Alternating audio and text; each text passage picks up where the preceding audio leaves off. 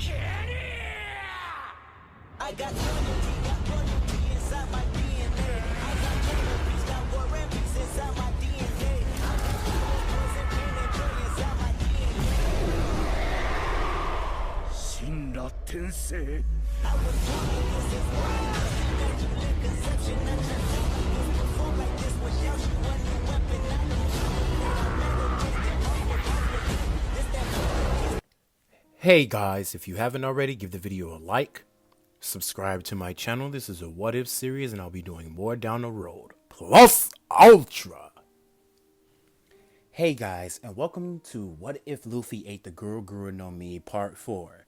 Now, I want you to sit back and relax. You're in for a good what if, because I put so much detail into this one and I'm sorry it took me so long with it, and I'm also apologizing for how my voice sounded on the audio. I know it was kind of like choppy and staticky or something like that. I just didn't have a good mic or something like that, so yeah, I got a good mic now. So anyway, now we're going to pick off where we left off with part 3. Now, for those of you who really didn't know what Vivi's double fruit powers were going to be, I gave her the air fruit, which is a paramecia and it's a fan-made fruit. Really don't know if one of those kind of fruits exist in the One Piece world, but yeah, that's what I gave him Luffy. Well, not Luffy, Vivi. And now we just get back into the story. So, with everything being settled in the Alabasta arc and Vivi joining the crew, now we start the Skypiea arc. But first we head to Joya arc. The Jaya arc, I think it's Jaya. Yeah. So we head to that arc, and the first stop would be like Luffy wants to go to a bar and just hang out and relax and just, well, sorry about that, take a load off, you know. So once he gets to the bar, he meets with these pirates, and it's Bellamy. Well, for the people like Luffy them, they don't know that, but we do. Anyway, so the hyena pirates come in, and Bellamy instantly bows to Luffy, declaring that his whole allegiance to Luffy. I mean, he's heard stories about the raiding pirates, and Luffy then corrects him. Just call us Straw Hats. Luffy then tells him, what do you want? And Bellamy just all of asks, can I join you? I want to be a part of your whole organization. I want to be a part of your crew.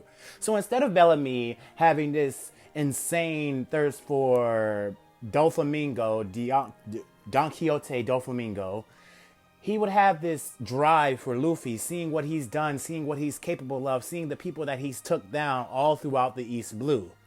Now, Luffy would instantly say yes, because we all know Luffy, how he says yes to anything, and then Bellamy would be excited about this, and that would be it. He would tell Bellamy to continue his journeys along the sea, and that he's always a part of his crew. He even has his own ship.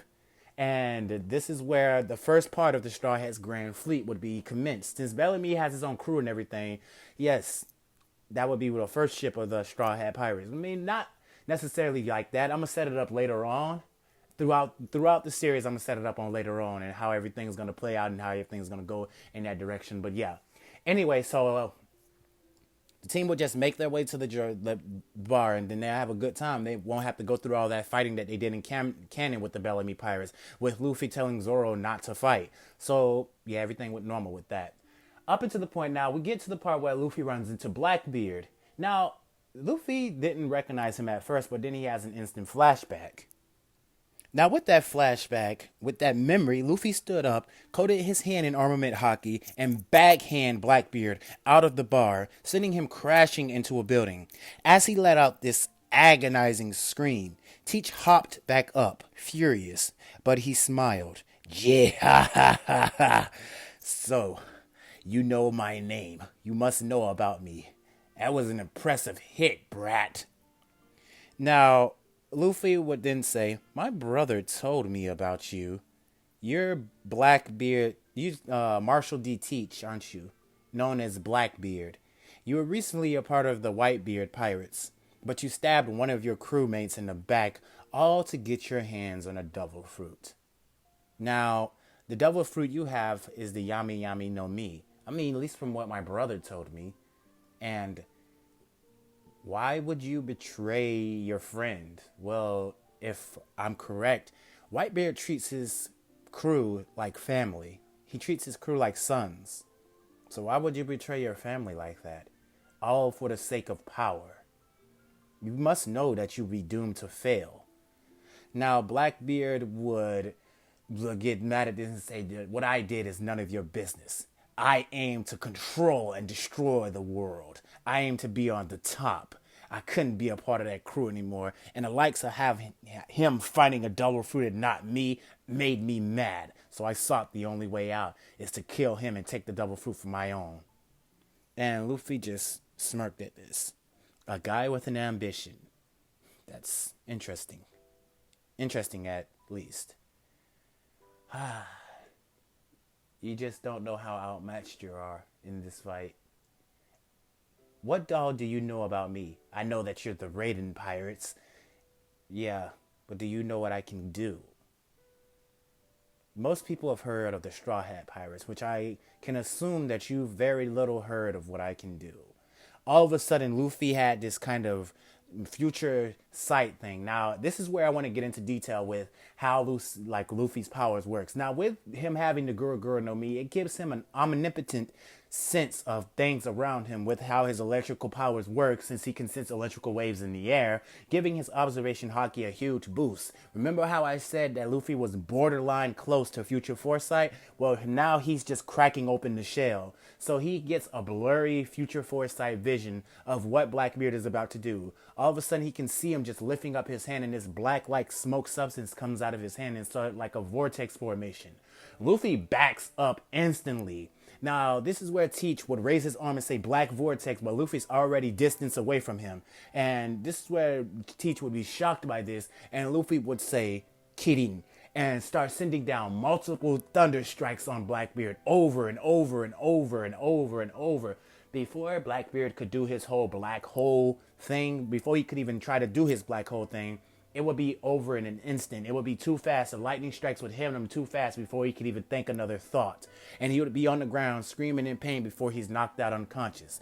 Now, Zoro would be battling against the rest of his crew, such as Burgess, such as the one with the sniper, and dude on the horse. I don't really know their names because I don't like the Blackbeard pirates. Screw you. I don't care. Anyway, let's continue. We're running off on a tangent.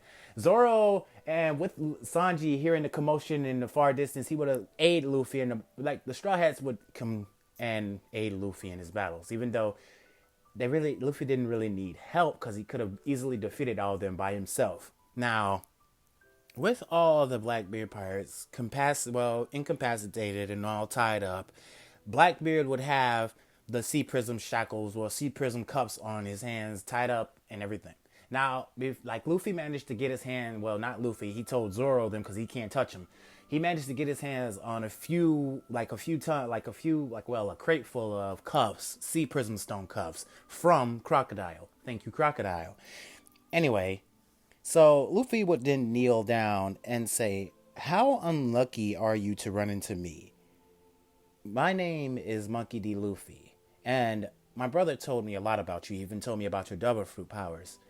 I didn't know what to fully expect, but due to my observation haki being as strong as it is, I kind of seen what you were going to do. So, that seems like an utter failure for you." Now, like I said, this wouldn't be much of a battle for them since they easily dealt with Blackbeard and his pirates. And if Luffy needed to step in, he would, since that some of them really couldn't, handle the Straw Hat Pirates. Zoro and Sanji are just working on improving their haki. So long as Nami, she's not scared. She doesn't have that scared nature to her. And she also aids into helping them out too. Now, they're incapacitated and then Luffy just shoots up in the air saying, "I found him." Ace would look at the sky and try to figure out what Luffy is talking about since he's the only one that uses lightning. And then Ace would be shocked, no pun intended. Did Luffy really catch Teach? Only one way to find out. Ace would start making his way towards Luffy. Now the team would have to wait until Ace arrived. Now, this is where Luffy would say, "I have huge plans right now. My plans are to basically break into Impel Down and free some prisoners." Luffy said with a big smile. His crew and even Blackbeard pirates would be shocked. Again, no pun intended. That was originally Blackbeard's idea, but it's not like he can do anything about it. There's a huge list of people I want to join my crew, such as Princess, the Ghost Princess Farona, you know, from the damn Thillabark arc, the girl. I can't pronounce her name right, but the Ghost Princess, that's what they call her. But even though she's not in Impel Down, I really want her to be a part of the crew because her abilities and what she can do is very impressive. To be able to knock somebody out, make them feel like that in a matter of seconds, that can be highly, highly useful in the combat, mind you. And the fact that our ghosts explode, yeah, that too. Anyway, so Luffy would have his eyes on her, but he would then say, while she's not locked up and impaled down, Luffy showed great interest in her joining his crew. Luffy would go on to say names such as Alvaro Pizarro. Sorry if I lost that name. I'm finna botch a lot of these names. Katrina, Devon, and Douglas Bullet. Luffy wants those three pirates to join his crew. He at least wants those three. If he happens to see anyone else like interesting to him, he'll make sure to free them. Now, Ace would arrive and he would see that Luffy really did catch Blackbeard. Now, Ace would be shocked by this. How did you do this? Well, my lightning abilities give me the ability to, well, basically my hockey is strong. Your hockey? Which one? My observation hockey. I have 3 types of hockey, Ace. Conqueror's hockey, observation hockey, and armament. Well, I know about the other 2, but you have Conqueror's hockey too? And this is where he would say yes. And the both of them would...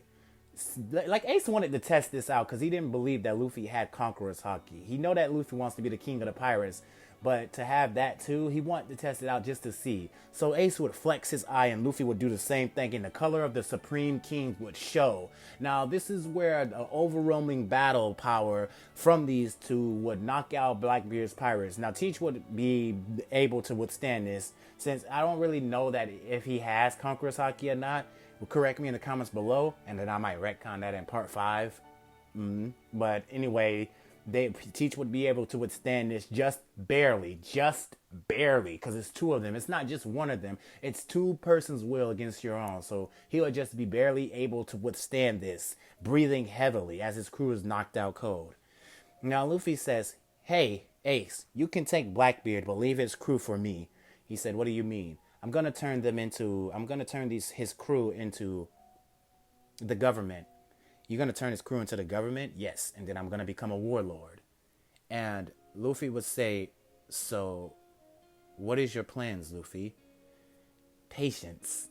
I can't reveal the secrets of the recipe as of yet, but just know that I have a huge, huge thing brewing. You might want to watch yourself, Ace, because if you plan on making Whitebeard the king, he better watch out for me. See ya. We're heading to Skypiea. I'm finna go over there and talk to Nolan and see if I can find out any more information about this whole Golden City thing. Now, before I get into anything else with the Jaya arc, this probably basically just goes as smoothly as it did in canon. I mean, with little to no difficulty. Once the crew get to the whole Skypiea arc, it really just goes smooth for them. It doesn't have no problems, no altercations. They don't run into nothing at all. They just have a smooth time. Upon from the war up there, the old man is still the god. And basically everything just goes smoothly. And the One Piece, well, not One Piece, the Straw Hats have a fun time in Skypiea. That's the moral of the story. Now we get into the Water 7 arc. Now, this is around the time where the crew needs a new ship. And upon from everybody that's on the crew, where they started touring the city, getting vast of the city, Robin ends up getting kidnapped by one of the CP agents, such as CP9. She ends up getting kidnapped by the CP9 agent because they were there looking for her. And it's so surprising how each and every one of those CP9 agents were undercover. I don't know what the main goal for them were there, but it was surprising that as soon as Robin set foot on Water 7, they instantly blew their cover and said, yeah, time to come on, Robin. You already know what time it is. You didn't even know we were CP9. Yep, come on. Come on, we ain't got time for this. Just put these cuffs on so you don't do that little hand shit. I had a little joke. Anyway, so right here where Robin gets kidnapped, the crew would still have a fun time and they would be looking for a new ship. The altercation with Usopp would still play out just like it did in canon. Only it's more one-sided. Usopp really didn't have anything in his arsenal. I mean, he had like hockey and all that other stuff like that, but it really wasn't a candle to what Luffy could do to him. And Luffy instantly tells him, while shedding tears, that we need a new ship. The Mary has run its course. It's got us through multiple adventures. It is not like I am abandoning this ship. It hurts me to say that. It hurts me to say that we need a new ship, Usopp. It really does. But we need a new ship. We cannot, and I repeat, we cannot set sail to the new world with a ship that's falling apart. Mary has ran us through some great times, but she just can't hold on anymore. She's not there anymore, Usopp. And this is where Usopp would understand more. He would start to basically cry and say that his friend gave him this ship, and to just basically throw it away just seems like a waste. But Luffy would instantly just tell them that it's not a waste. Mary will always be our friend. She will always be by our side. And this is where the crew would then shed tears as they set Mary on fire. She would speak her final words and say that she had a great time on the adventures that they did together. Every adventure meant a lot to her, as they would all shed tears crying out. Usopp would even be crying, and he would understand too, as the Mary and the Straw Hat Pirates say their final goodbye to each other. In the commotion of this, they would hear that Robin has been captured by CP9, and then they basically go after her. Now, they would have the same confirmation, but only this time, it would be much of a battle than it was in canon. CP9 would barely manage to escape from Luffy. He wouldn't get hit across the whole room like he did by Rob Lucci. That wouldn't even happen. Luffy would be battling against them all, and they would have to use their armament haki and observation haki to basically avoid Luffy's attacks. But even with that, the lightning capabilities of what Luffy was doing was still staggering and was hurting them, and it was also damaging to their body. So they had to get out of Dodge really quick, and the guy who had the door fruit basically got them out of Dodge. So with that, the Straw Hats would then continue on their journey to basically go to save Robin. Now everything would play out, but this time Luffy would use his lightning powers to basically calm the storm. Basically, he would use his lightning powers, and Vivi, she would also use her air fruit to basically split the sky, to push the clouds away. So that would cause a lot of strain. Like, it would cause a lot of focus for her to do that, but she can do it. And she would split the sky apart, giving them a easy sail to Annie's lobby. Now once they get there, they go through all the battles easily. Easily. Every battle that they had, the Straw Hats had, I mean, Chopper would still be in his fight, because Chopper still hasn't got a grasp on how he still got a grasp on it, but yes, it's still there. I think Chopper's more of a doctor than he is a fighter. I mean, he's a fighter, but I feel like he's just more on the doctor side than on the like fighter side. At least in this what if he's on more of the doctor side. So now each particular fight will go relatively the same way up until the point to where just each individual who was put against their set partners would go again. Everything would go in the same way. Now, say for example, Sanji would coat his leg in armament haki and start spinning around and create the Diable Jambe.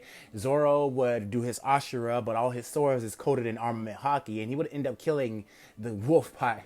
I mean, he wouldn't be alive after that. Sanji wouldn't know the extent of what he could do with armament haki. He wanted to test something out, trying to see a new attack, Muton shoot, and instantly rammed his foot through the guy's stomach, killing him. Now, this is where the Straw Hats would be like, oh, sorry, we didn't mean to. Jesus Christ, I didn't mean to do that. But oh well. They really just brushed it off, like saying that they just didn't know how strong they were. I don't know my own strength. I guess I have to test this out. Now, with all that happening, Luffy versus Rob Lucci would be an interesting battle. With how Rob Lucci's techniques, he would be getting some shots on Luffy due to the fact that he has armament haki and that's playing a good advantage. But Rob Lucci would also have to be careful around Luffy's lightning-based abilities. Each lightning attack that he would shoot at Rob Luffy, he would have to tank with Iron Body, or he would have to use his speed to basically move out of the way, shrinking down from his big buff form to basically his small form to make him more agile and more speedy, is reasons why he was getting hits on Luffy. Luffy with his armament like observation haki would be seeing this, and then he would have another future foresight. Also, this one is still like a little bit more clear, but it's still a little bit more blurry though. But it's like clear enough for him to tell what Rob Lucci is about to get ready to do. And he instantly kicks Rob Lucci directly in the jaw, sending him crashing into a bunch of boxes and into the wall. Now Luffy would be saying, "What's the matter? Are you getting outsped? You can't keep up with me?" Luffy spits out blood from his mouth, and Rob Lucci rushes up to Luffy, grabs him around the neck, and instantly just uses his instant attack and hits Luffy directly in the stomach with his two fists. Luffy would cough up blood by this, and then he would look at Rob Lucci and just throw a huge lightning blast at him. Rob Lucci would block this with armament haki and use his Iron Body, but it would still be damaging to him, heavily damaging to him. Now Luffy would appear right behind Rob Lucci and then coat his fist in a whole bunch of lightning and say 200,000 volts. Punch, you know them Dragon Ball Z punches? I gotta stop saying that. The punch that looks like it's going through your body. It would look directly like that. This would be Luffy's version of Gear 2. He would be speed blitzing Rob Lucci all over the area. A much better version, I mind you not.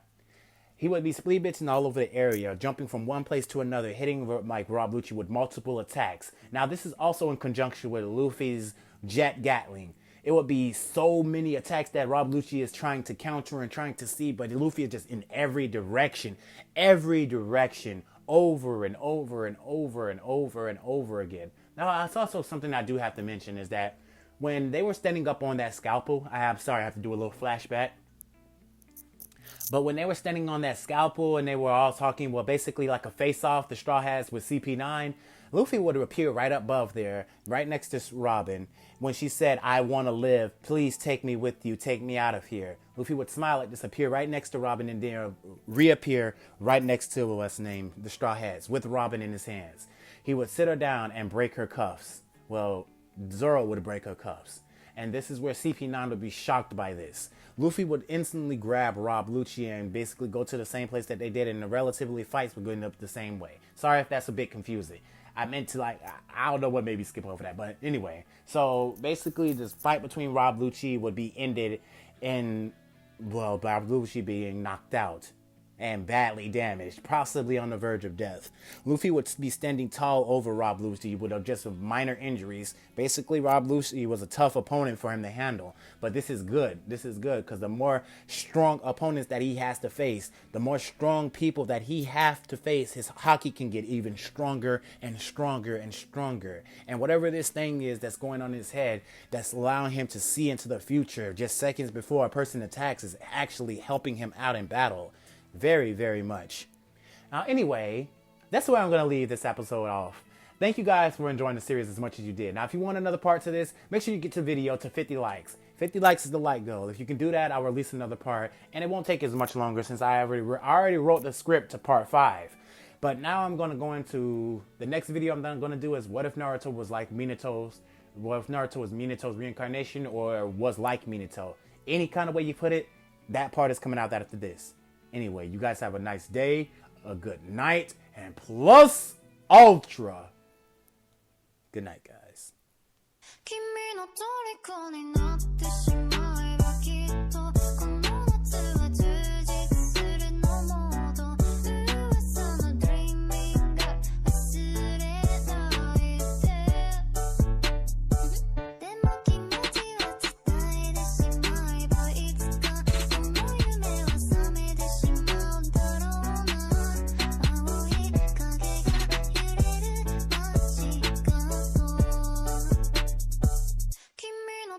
Calling